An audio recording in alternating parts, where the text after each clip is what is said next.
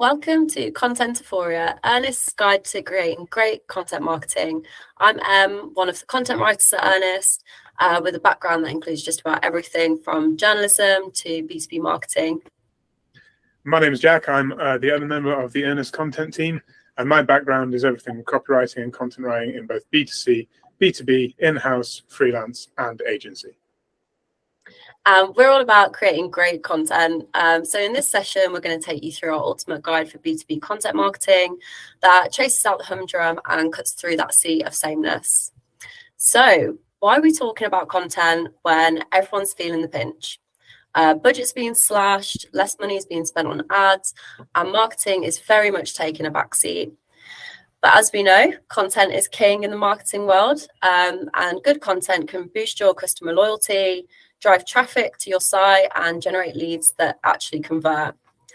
So while some businesses and marketing teams might be thinking that they simply can't afford to splurge on content, when the returns are this big, our question is, can you afford not to?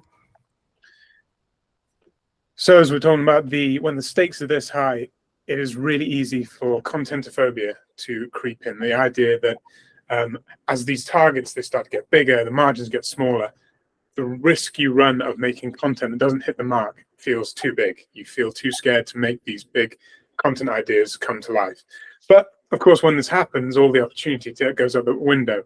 The excitement of making new content takes a back seat, and potential customers may be turned off. They may start to think, well, I'm more impressed by what the rivals are doing. So the good news is it's not too late for you to turn things around, to escape your contentiphoria and to explore the realms of contentiphoria.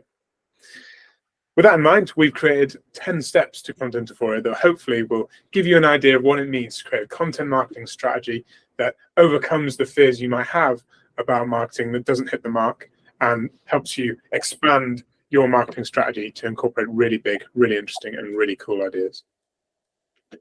So step one, we start our journey right at the end. And this is all about defining your goals. Your goals are some of the most important things to your content marketing campaign. They're all about saying, well, what do we want this to achieve? And once you work out what you need to achieve, you can work out how content can help you hit those goals. So for example, one of your challenges might be your brand isn't well known enough in your field. You might be thinking, well, how can I make it more known? And that's all about building positive awareness and associations in your category. You might be thinking your brand is basically invisible online, and that's all about building your digital presence and your SEO performance. Really, it's about thinking about these goals, what you want to achieve, and how your content can help you. And doing that right at the start sets you in good stead for the rest of your strategy. Once you've defined your goals, you then want to have a think about your KPIs and how you're going to measure success against your content and what success really looks like for you. So you've got the big picture stuff, which is your brand and marketing. So you've got your brand KPIs, which are where you're looking at the level of awareness and consideration that you're generating and how you're being perceived in the market. Marketing will look at the impact your content has on your inbound inquiries.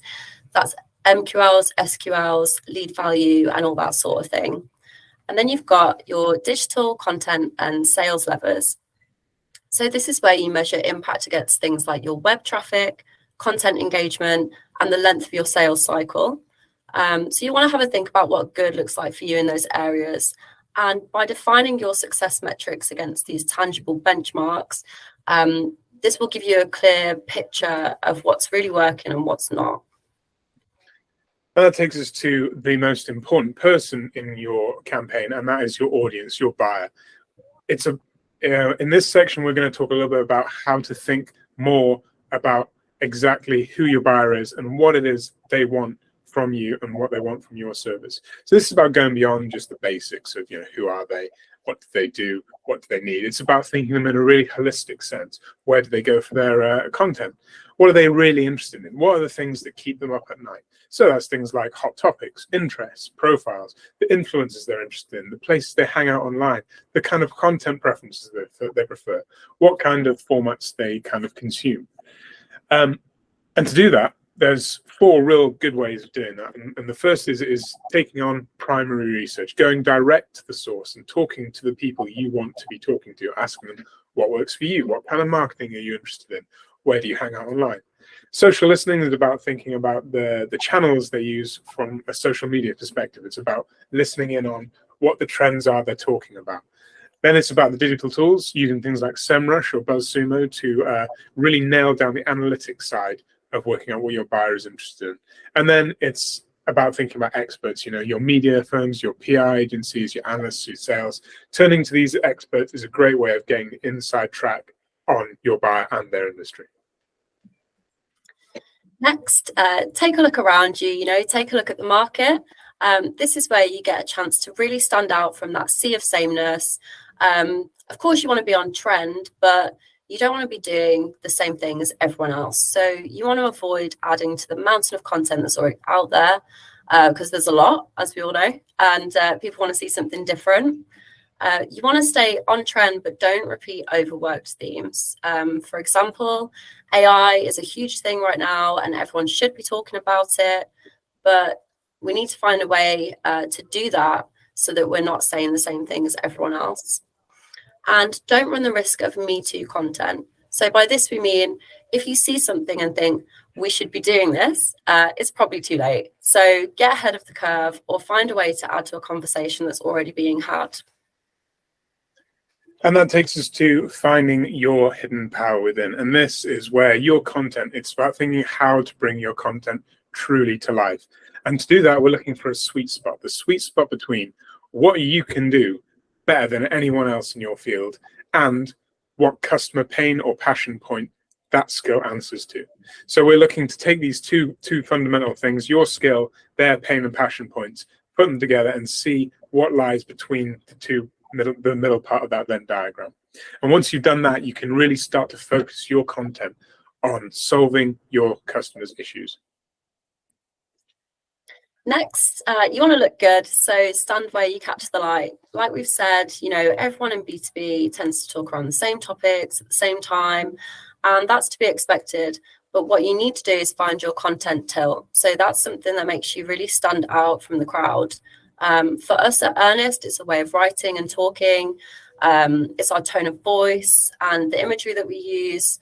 And, we're all about chasing out the humdrum, but it's important that your content tilt comes through not only in your client work, but also in the content that you produce. It's the thing that makes you different and relevant, and it's what's going to make your audience really pay attention to you.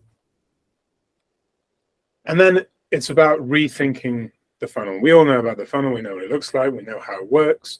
But it's about taking that and removing the linearity of it and considering it as a whole thing. So at each stage of a 4-step funnel, discovery, consideration, conversion, and loyalty funnel, really have a think about what does the buyer need at this stage? What are the exact words that are coming out of their mouth? If you are having a conversation with them and you are asking them at what stage they are of the funnel, it's about hearing what they're saying. And for example, the discovery phase is where they might be saying, help me, don't sell to me. They are just looking around the issues, the opportunities, the specific needs of their industry. They're not looking to buy at this point. They are just looking to get a gauge on the landscape. And in order to solve that, we have to think about what is the kind of content that's directly going to answer that statement. So in this case, it would be the most inspiring, useful, and interesting. Don't try and sell to them, just be inspiring. Have a think about what they want to read and what they want to learn from you about the industry. And you can do that through things like thought leadership or storytelling to inform and shape their approach to learning more about the subject. And then consideration is about the show me the why and the how. This is where they've got an understanding of the landscape, but now they're actively looking for solutions to their problems. They're evaluating potential vendors. And they have their need in mind. They know what they want, but they want to know how to fix that need. And here, you have to be the most relevant. You have to provide real practical guidance that they can put into practice and bring to life how you can help them address their needs and address the kind of market that they're looking to buy in. And then once you've established the consideration phase, it's about moving into conversion. So this is where it's about convincing. They want to be convinced by your solution. They want to know that you are the best team, the best provider, best organization for the job. And that means being the easiest to buy from. making it as easy as possible for them to take what you offer and say, these are the guys, or these are the guys for the job. And then it's about thinking how they can then take that to their stakeholders, how they can take what you offer as a case study, as an option, and putting it in front of the desk of the stakeholders to deliver that kind of value that they're looking for. And then once you've made them your partner, or once you've convinced them, it's about looking at the loyalty stage. And this is probably one of the more overlooked parts of the funnel, but it's really, really important to help them maximize the value of their purchase. So it's where you want to deliver them a smooth onboarding experience. You want to make them feel like they've made the right choice and that they are someone or something special to you as a provider. And you do that by being the most valuable to them. Keep up the education, keep up the support, keep talking to them and making them feel like they are a really valued customer. And that could be like offering exclusive insights, making them part of the VIP community, or cross-selling relevant stuff. And as we know, there are so many approaches to content creation and so many different ways that you can connect with that creative spark.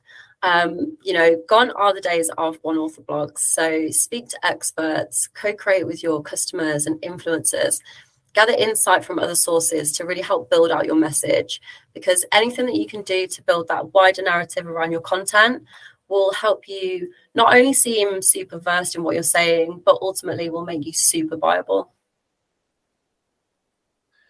And then it's about thinking really about where the opportunity is.